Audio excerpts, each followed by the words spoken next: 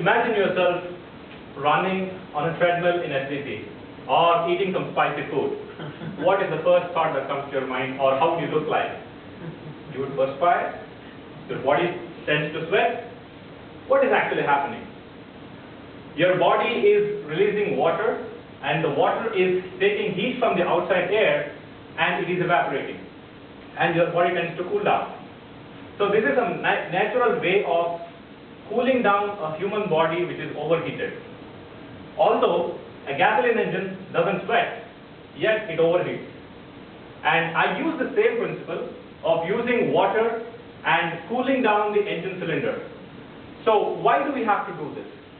Because we have a premium on fuel economy, we have a premium on fuel emissions, and we have different regulations, and by 2025, for gasoline engines, they have to have a fuel economy of 50 miles per gallon.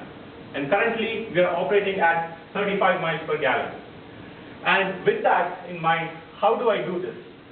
So there is a water injector which injects water into the cylinder, and it takes the heat from the air and it cools down the air. And the cooler air then mixes with the fuel and combusts, and after which the combustion temperature slightly drops down. Though the temperature difference is not so insignificant, yet we will be able to play with remaining parameters like injecting certain amount of fuel, injecting for what time, and what is the timing when spark has to be initiated, such that we can improve the fuel economy and also reduce the emissions.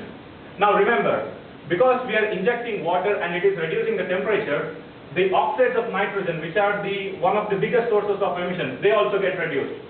I've done several studies on a single cylinder engine in the sub-basement in mechanical engineering, and we have found out that by introducing water, we are able to improve the efficiency by 2%. Efficiency in the sense, the amount of power that is produced to the amount of fuel that we have supplied.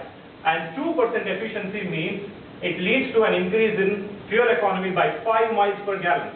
Currently we are at 35, and 5 miles per gallon is 40 miles per gallon increase. Okay, so that is 1/3 of the intended goal that we have reached.